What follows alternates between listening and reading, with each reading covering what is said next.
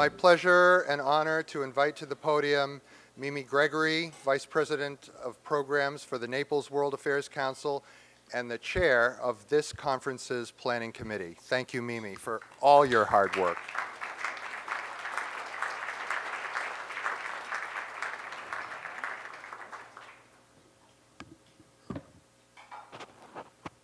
Good afternoon. Everybody well fed, I hope. Well, joining us at lunch today is Phillip Carter, Senior Fellow and Director of Military, Veterans, and the Society Program at the Center for a New American Security. His research focuses on issues that face veterans and military personnel, force structure and readiness issues, and civil-military relations. His most recent article, What America Owes Its Veterans, is published in this current issue of Foreign Affairs magazine. Serving in Iraq from 2005 to 6 as an advisor to the State Department's Provincial Reconstruction Team, Mr. Carter then returned home to an increasing involvement in veterans and national affairs. As a civilian, he has worked in the private sector as an attorney and business advisor, and is currently teaching as an adjunct professor of law at Georgetown University. Today, he is with us as a moderator and friend of our keynote speaker, Florent Groberg. So while Mr. Carter makes his way to the stage, it's my pleasure to introduce Captain Florent Groberg. Born in Paris, never a bad thing to be born in Paris, and in 2001, a naturalized American citizen, after which he became Flo Groberg. He joined our Army in 2008 and was twice deployed to Afghanistan. Now, it was during his second deployment that Captain Groberg tackled a suspicious local man making his way toward one of our patrols, setting off the man's suicide vest. 4 died, but many were spared as a result of his swift action.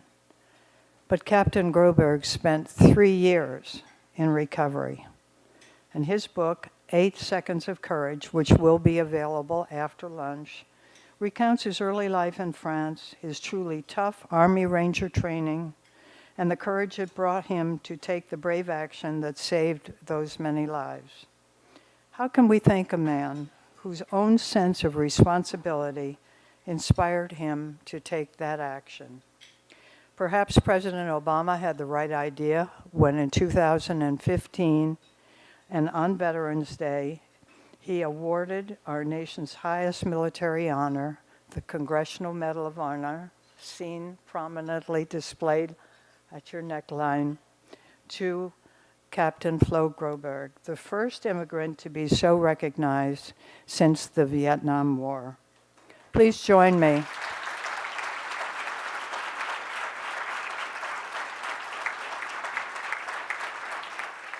Wonderful. Many congratulations to you, and thank you for being here with us.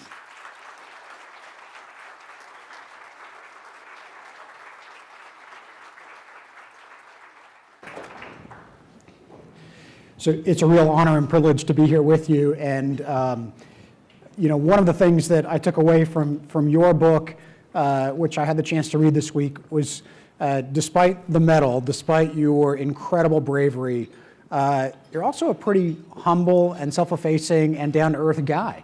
And there's this one story that I think crystallizes that. And maybe you could tell everyone about that day that you fell into the sewage. The sort of... Wow. Yeah, this is my first tour in Afghanistan, and we had this incredible, great idea from our civil affairs folks to pass out these cards, right? So like business cards to the local Afghans in different villages. And the point was, if you saw Taliban or the Taliban came into your village and threatened you or anything, just call the number in the back of this card and let us know. We're going to say about 75% of them couldn't even read, so that was a problem. There's no Uber app for this. There's definitely no Uber apps. But the best part about this, which in hindsight is kind of funny to me, is that we actually put our translators' phone numbers, so the cell phone numbers. And so what happened is the locals figured, oh, well, if we appear to be helping the Americans, so we just call them and tell them that there's going to be there's Taliban here, and they come, then they think we're friends. Then they'll give us, fuel. They'll build us a retaining wall. They'll build us a mosque. So, heck, they're smart. And so they called us one night and they said, "Hey, Taliban is here and creating havoc and things like that." So we took off as a unit to that village. Make a long story short, Taliban was never there. What happened is instead it's pitch black dark. I'm over here. We're knocking on doors trying to figure out where the enemy is, and this lady opens the door, all mad at us because we're it's middle of the night.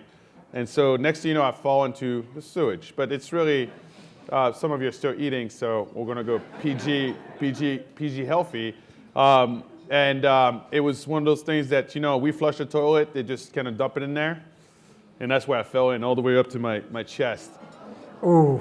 And I remember not realizing what I was in, then smelling it, and then seeing my guys as I'm asking for help. They're like, "Oh, no, sir, you're on your own." You are on your own. You're walking back. And so they were serious, too. It took a fight. It was a tougher fight than, fighting my guys to get back in the truck than it was to fight the Taliban. So as a former civil affairs officer, I'm sorry. Thank you. Sometimes we have good ideas. That was not one. You have, an unusual story, I think, of all the Army infantry officers I know and all the veterans I know. Your story of how you came to the Army is unique. And it's really striking. Tell us a bit about that. How did you come to be an Army officer? Why did you join? I joined because when I came to the United States, I was about 12 years old, and I didn't speak English, but I was adopted by a great man named Larry Groberg, my father, and we came here, lived in Palatine, and moved to the Bethesda, Maryland area when I went to high school at Walter Johnson High School. And right before going to high school, when I was 13 years old, my uncle, who was an imam and lived in Algeria, in North Africa, obviously everybody knows where that is. Here we go. The GIA, a terrorist organization, came in the late 80s, early 90s, trying to take over the government and bring, radical Islam to that part of the world, specific to that country that was a really westernized, Muslim country. And my uncle, thought that this was obviously wrong, did not represent anything that he was preaching. And so, like many other Algerians, he put on the uniform and fought these individuals. And in February of 1996, during a ceasefire, he was shot, he was beheaded, he was dismembered, he was put in a box and sent back to my grandfather. And that was a testament of the evil that was happening in the world that, I'll just be honest here, nobody was really paying attention to it. I kind of compare what happened then in Algeria to what is happening around the world right now. If we see Boko Haram killing 300 people, we just kind of turn on the news like, this is horrible. And then we move on to the Kardashians, right? And it's just culture in a sense. But if it happens at home, then it's on CNN and Fox News, for the next 17 days, right? But that's the thing that really bothered me as a young child, is the fact that so much evil could be happening over there and nobody's talking about it. But I remembered it. And then when I became a U.S. citizen, my catalyst was obviously 9/11. I was a freshman in college, and here I was. They killed my uncle, they attacked my family, and now here I am, a naturalized citizen of this country, and as soon as I get naturalized, these same type of individuals come in and create terror to my new adopted country. So I had only one solution, was to be part of the solution and join the military. And we're lucky you did. So, you don't just choose the Army, you choose the hardest part of the Army, and within that, you choose the hardest part of that. You go through Ranger School. What are some of the formative experiences for you in the Army? You write a lot about your time in training and then a lot about your time in combat. What made you into the person that was there on August 8th, 2012? Well, I think, the person that made me on August 8th, 2012 is a combination of all the sequence of actions that happened in my life. You got to look at my father and my mother. You got to look at my family and my peers. You got to look at my high school coaches, my track coach in the University of Maryland. You got to look at my time in the training in the military and so on, the training that I received while, as a platoon leader and really the men that surrounded me. I think these experiences and sequence of actions allowed me to make a specific decision on August 8, 2012, which I believe the majority of my peers would have made would have made as well. You talk about training in the Army, and I wrote my first chapter about one of the most significant experiences in my life, which was Ranger School. I kept hearing about Ranger School months and months prior to going to Ranger School when I chose infantry as a path in my military career. But I never realized what it was until I got there. And it's no joke. And for those who haven't been through that crucible, what's a Ranger story? Well, 62 days of training, right? And you're out there in 3 different phases. And, in regards of you eat 2 MREs a day, so 2 meals a day maybe. You sleep on average a couple hours a night. You're carrying a rucksack that, weighed approximately 100 pounds, and you're going over 250 miles in the course of 62 days over some really severe terrain between Georgia and Florida. And while having a responsibility to lead men on certain missions and then follow. It was tough. I had moments where we were death marched, that's what we call it, for 23 hours. You just keep going up and down, and I had a heck of a story in that book, obviously, about the time that I thought I lost an equipment, but I really never lost the equipment. I was dragging it and it kept falling, but that's how exhausted you are. And it changed my life. It changed my life because what Ranger School does, they call it a leadership school. And it's not because they want to see if you're the toughest person in the world. And that's not the point of it. They do want to make sure that physically you have the stamina to withhold and succeed. But it's about what will you do when you're hungry, you're starving literally, and you're dead tired. You haven't slept more than 5 hours in 3 days. You're carrying all this weight, and you're supposed to lead men in a decisive action. What will you do? And also, they watch you too. When you're not in a leadership position, what are you doing? You're on patrol. You're far away from everyone else pulling security. Are you going to pull security? Are you going to have integrity when no one's watching, or are you going to go to sleep? These are little things you learn. And I learned a lot about myself. I learned that, first of all, if I had to choose between eating and sleeping, I eat. I had no idea I would have guessed sleep all day, every day. Nope. When they gave me that choice, 25 minutes before the next day starts, do you get sleep or you can eat? I ate. I was super hungry. I was a hungry Ranger. But I also learned a lot about myself, some of the faults that I had and that I needed to fix to be an effective leader in combat. I also learned what the reality is behind, utilizing every single asset in your platoon, which means every single individual, and utilizing their strength while understanding what their weaknesses are, such as yours, and combining those strengths while eliminating those weaknesses as best as you can to be an effective team. So let's go to Afghanistan in 2012. When did you deploy, and what was your job during the second deployment of yours? So the second deployment, I was running the personalized security detail for, at the time, Colonel Mingus. And what he owned was 45 different outstations in eastern provinces of Afghanistan. He had five provinces total, and he was the man. It was an unbelievable tour. For 6 months, every single day, 7 days a week, I got to ride in helicopters. I got to see some of the most beautiful parts of Afghanistan. I got to meet really powerful, incredible folks. And most importantly, I got to see Afghanistan from a completely different perspective than my first tour. My first tour, I was just a platoon leader. So whatever the boss told me to do, I did. And this tour, I was just providing security, and I got to see generals and understand the mission the best that I could.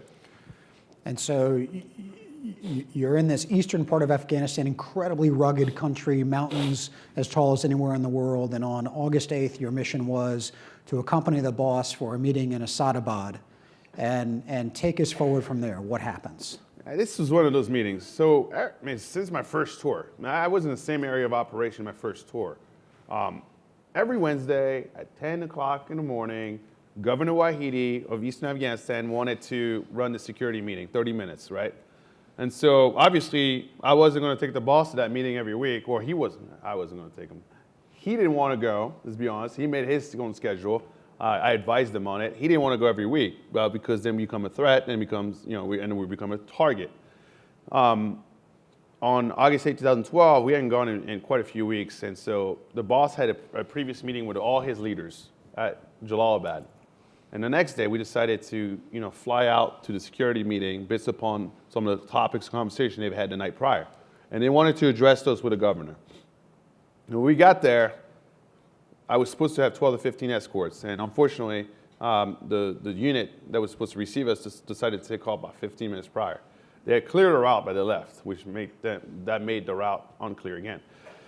And so I had 2 brigade commanders, 3 battalion commanders, an Afghan general, 2 GS-15 State Department individuals, 2 majors, which were Major Gray, Major Kennedy, and then my team of 6, to include myself.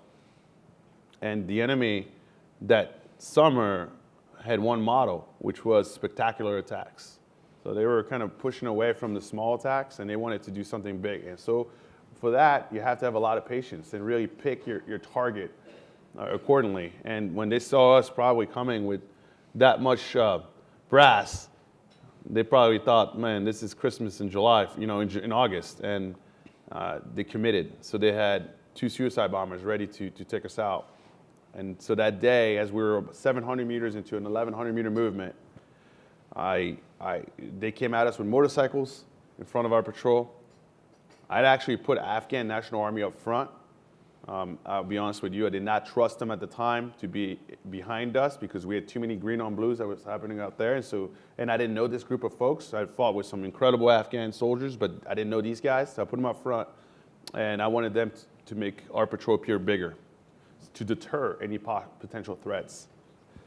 And they did a heck of a job, because when the motorcycles came towards our patrol, the point guy, Afghan soldier, just raised his rifle and started screaming and Dari at him, which forced the motorcycle folks to dismount and start running away. But that was obviously a diversion. That was the whole point. That's exactly what they wanted. At that point, a man came out of a structure, young, maybe 20 years old, and clean shaven, black man jams, and walking backwards. Identified him, thought obviously this guy's a threat, just didn't know what the heck was wrong with him and where'd he come from. And then he did a 180-degree turn and then another 90-degree turn to my patrol, which at that point prompted me to leave my position and scream at him while sprinting at him, reached him, hit him, grabbed him, realized that he had a suicide vest on. Did whatever you can do at that point, which is throw him as far away as possible, as quickly as possible, because you got to save the boss. And so you don't think about death, you just think about doing your job. And so I threw him. And I was just kind of changing, same topic, changing it. My goal coming back from that deployment was to go do the best Ranger competition, which you got to be pretty darn good, well fit to do so. Some of the best athletes do it, and I was trying to compete to make it there. So I was lifting a lot and working out a lot. I mean, I looked good, right? I looked good. Well, guess what? When I threw him, he landed right at my feet, which made me think that maybe I wasn't lifting enough, because he went nowhere. Or he was a little big. He wasn't big. Let's be honest. He was not big. I was bigger than him. I'm not a big guy. He went straight down my feet, which, hindsight, I can kind of look back like, man, come on, Flo, could have done a little bit better. But he landed chest first, and then he detonated. So he had a dead man's trigger, so he came in committed. He had no matter what, that man was going to die that day.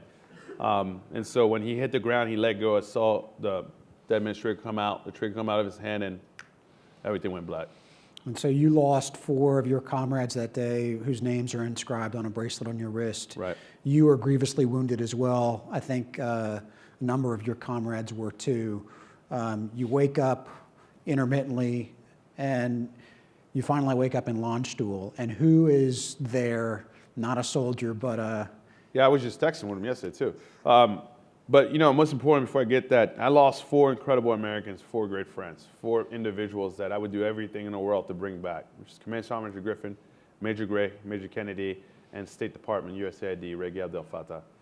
These men were nowhere near the bomb, and for some odd reason, and just the rule of law in a way of life, they were picked and left our world, which I'm a firm believer that they're out there looking over us and looking over me and making sure they're protecting me and protecting our families. But that's the craziest part about this whole story, is the fact that the guy blew up at my feet and killed 4 others that were almost 30 feet away. And it doesn't make sense, but it is the way it is. But my injuries were there, but I woke up in Luncheon. right? And I'm on all sorts of drugs at that point. I'm pretty sure I was, I had a PCA with Dilaudid, and I was pressing every 15 minutes. And I see this figure in front of me. I'm like laying down. I look up, and it's got hair everywhere, and he's talking to me, and he's like, "Hey man, so proud to meet you. You're a hero." I'm looking at this guy. I'm thinking, "Are you the guy from Korn? The rock band from the 90s and early 2000s?" I'm like freak on a leash. I'm like, "Are you Jonathan Davis?" And he's like, "Yeah, man." I'm like, "Why are you here? Where am I?" And that was one of the coolest experiences. I mean, Jonathan Davis was actually going through a USO tour at the time. And so he was out there, visiting the troops at a hospital where, if you got hit in Afghanistan, that is your first stop outside the country before you go home. And so he was out there supporting us, and I thought I was hallucinating. So I was figuring out, okay, I got some really heavy drugs here. Because if I'm hallucinating, thinking about and dreaming about Korn, my goodness. I mean, I haven't listened to Korn in a while, right, at that point. It's a small world. I'm telling you right, it's a small world. Him and I were just texting. I was literally just texting with him because he wants to do another USO tour, and I'm going this December with General Dunford back to Iraq and Afghanistan and Poland and different other areas. So it's awesome. And so, you go from being track star, Army Ranger, you're going to compete in Best Ranger, and you're pretty banged up, and you've got a journey ahead. What's that like, and what are the hardest parts of that? I mean, I'm impressed when I meet wounded veterans and the grit they've got, the perseverance, the ability to keep going. Tell us about that journey. Well, I'll be honest with you. I mean, it wasn't easy at first. I had a severe survivor's guilt. I mean, I had pretty severe, and they call it mild concussion. I call it a pretty damn good mild concussion because I couldn't remember. They used to bring these pictures of giraffes, right? And like lions, and then they'll give you math equations. I mean, literally tough math equations. Like how many quarters in a dollar, right? And I'd look at them and be like, "Look, I was never really good at math. I have no idea what to do now. You got me. Is this an SAT question?" They're like, "No." "What's 1 + 1? That's a tough one right there. But no, my brain wasn't working. I could look at the giraffe, and I knew what it was, right? Like internally, you're like, I know what this is, but I just don't know what it is.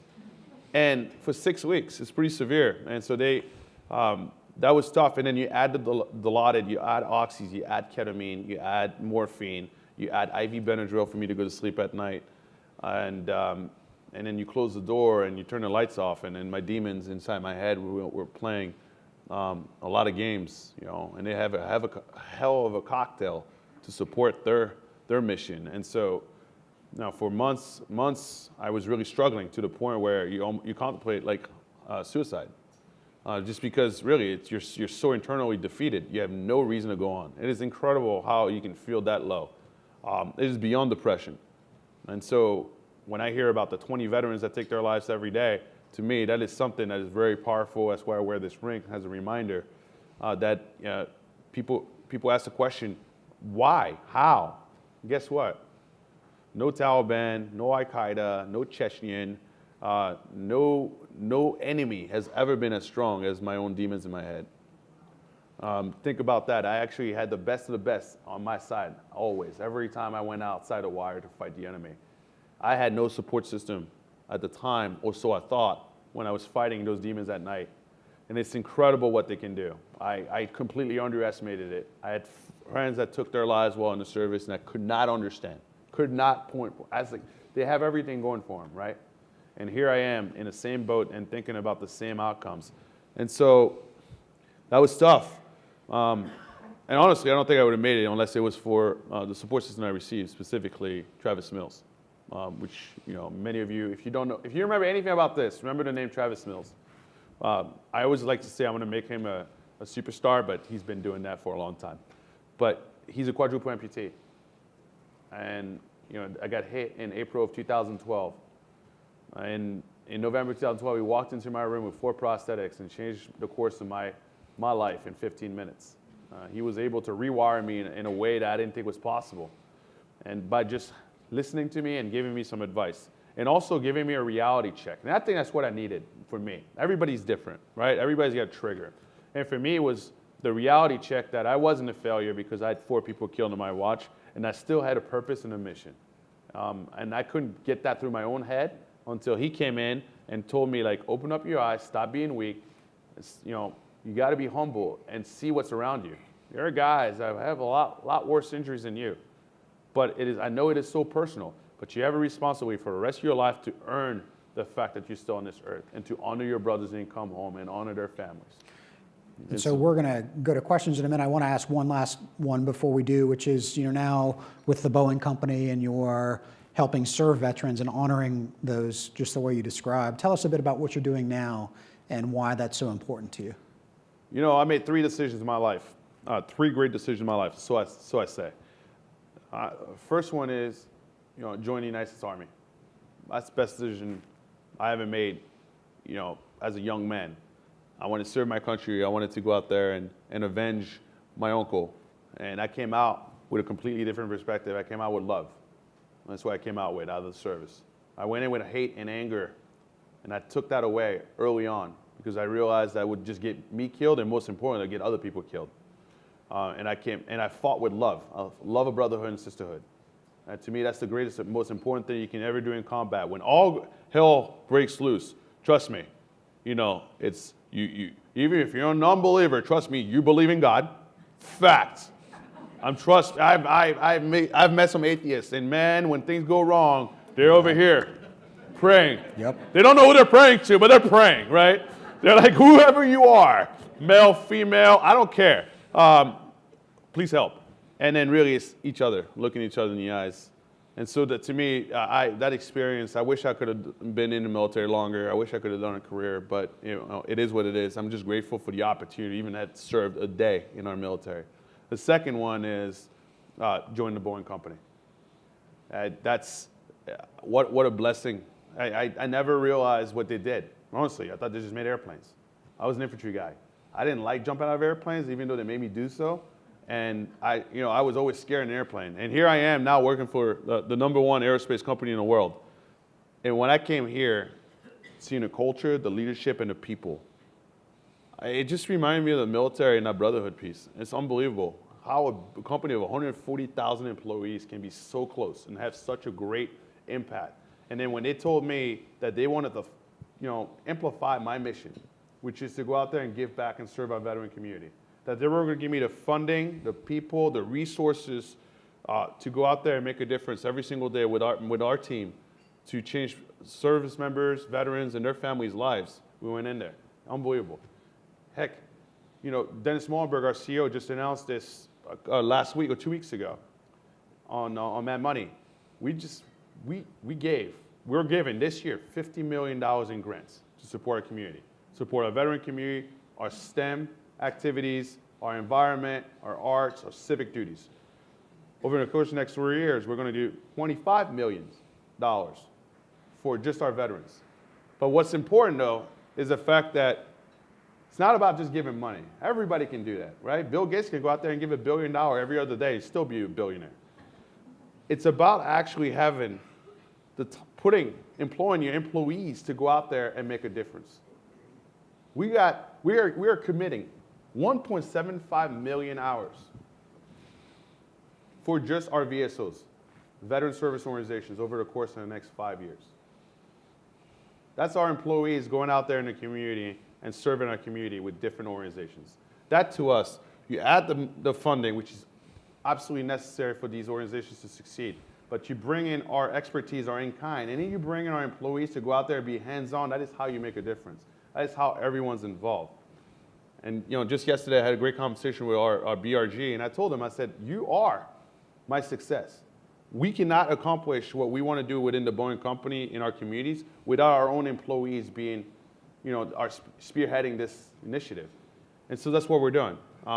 We just did one great one with the USO Pathfinder program over the course of the next 3 years for $5 million, where we're going to impact 200,000 out of 250,000 transitioning service members every year to give them the right opportunity and tools while they're still in the service to prepare for transition. So that the day they transition, the day they got that DD-214, they are ready. They know where they're going to live. They understand all their medical services, and they have a career in front of them that are ready to start off, and their families are taken care of, or the spouse are hired as well. That's how you save lives. That is how you take that number and bring it down to zero, hopefully, right? That's my ultimate goal, to bring this to zero. Because you give people an opportunity to succeed outside. You take care of them with their mental health issues or physical issues, and then you do not give them a handout. You give them a hand up. Because I'm pretty sure we can take care of ourselves once we give them the opportunity to do so, but we can't do it alone. And the third decision, I'm guessing, is Carson. I knew you were going to say it. See, he knows me. Absolutely. 1 year from today, I'm going to be married to my best friend. And so to me, that is the greatest thing I could ever ask for. You know. So we have time for questions. I'm not sure the protocol if we want to use the mic here or raise your hand. We'll use the mic. Yes, ma'am. As an American, I want to thank you for your service and inspiring our veterans. Algerian to Algerian, I want to thank you for your service. I've lost family to the terrorist as well. I also want to ask you about the pharmaceutical addictions. Do you have any comments, concerns? Because I hear often that it is after they've been prescribed that the addiction starts. So I am not a physician or doctor or I don't know anything about that kind of stuff, but I can tell you it is real. It's scary. I never understood anything about addiction until I became addicted to IV Benadryl. By the way, horrible drug. I couldn't go to bed without it. I mean, it was unbelievable. I mean, it got to the point where at night, I would go on my computer and I would Google how to buy the IV Benadryl bags, which is not legal, right? So I found out that was not legal. My nurse, Willis, kept telling me, Flo, you can't do this, this is illegal.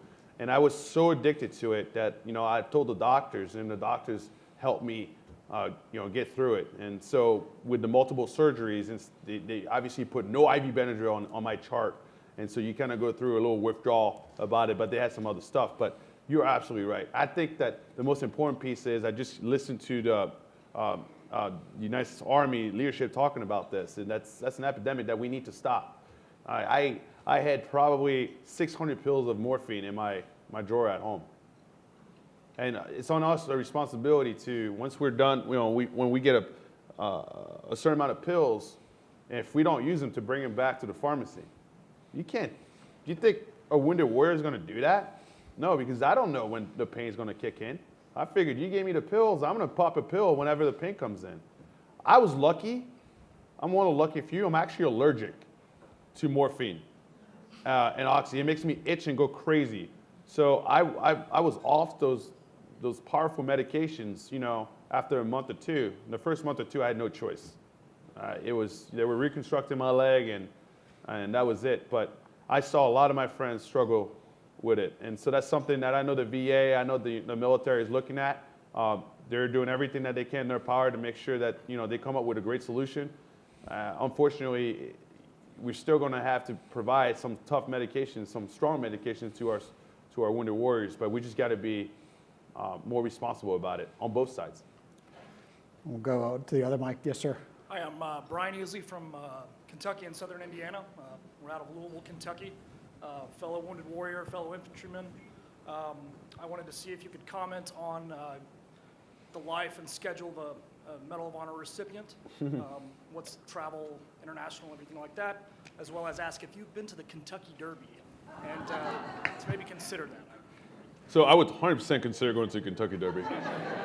Absolutely. I want to wear my cool suit and the outfit too. Absolutely. I've been to Preakness too often, but I think the Kentucky Derby is probably something else. Some interesting time at Preakness. But Medal of Honor life, it is what you make it.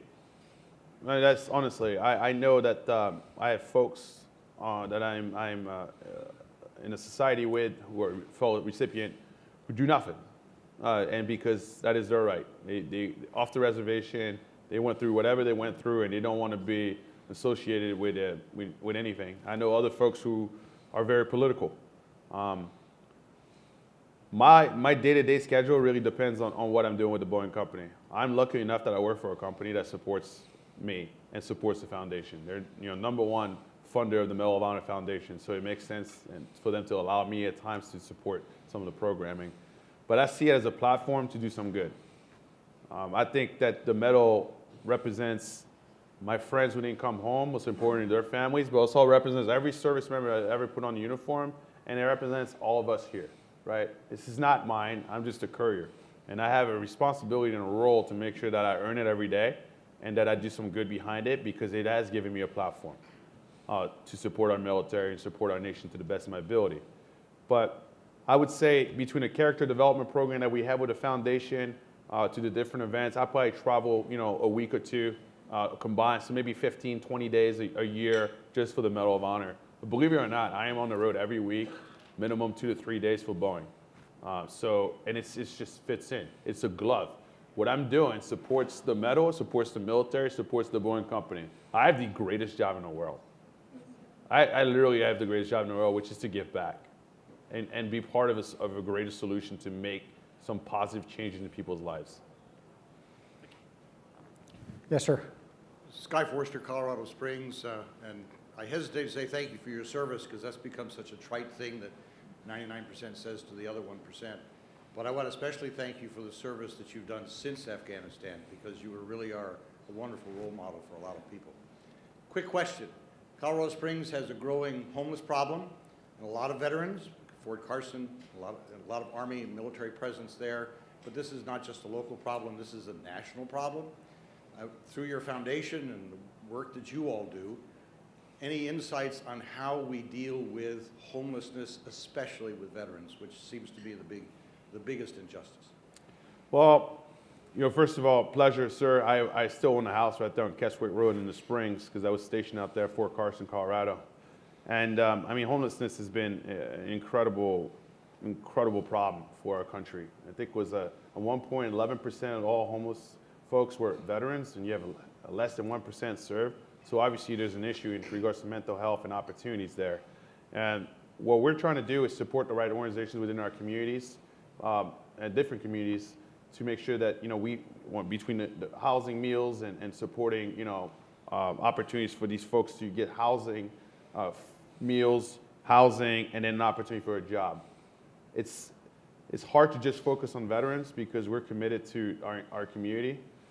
We do emphasize to every group that we support, that we want to make sure that we also target veterans, and they tell us, obviously, literally, like we know this, a large portion of our folks who are going through our program are veterans. We're really trying to figure out a way to support the VA too.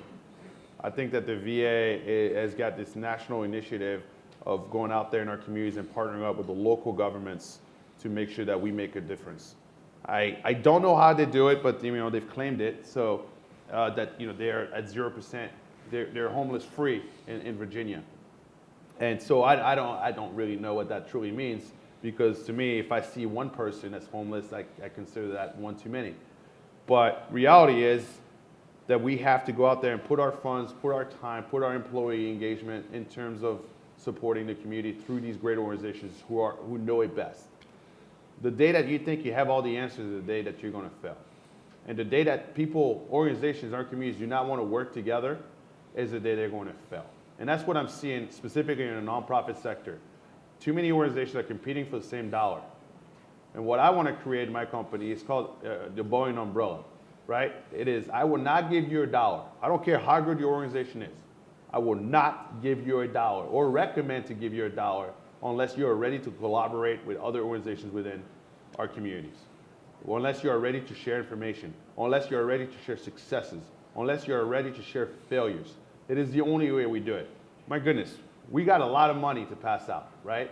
Not just us. I'm talking about this, different corporate organizations and different programs.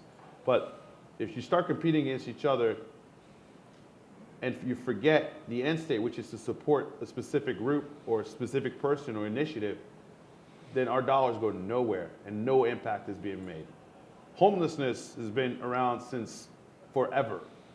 it's going to be very difficult for us to end it completely. Why? And I'll be honest with you, and so people don't want to hear this, and this is my own personal opinion. There are folks that want to be homeless. I've had conversations with them. They had a life, and they love their life now. It's simple. They know where to go. They know where to get a meal. Miriam's Kitchen here in DC does a really good job of feeding our homeless, and they're comfortable with it. That's very hard to help a person that's the lifestyle that they want. But we know there's many and thousands of homeless veterans out there who just want an opportunity to get back on their feet and be a functioning member of society, as they put it.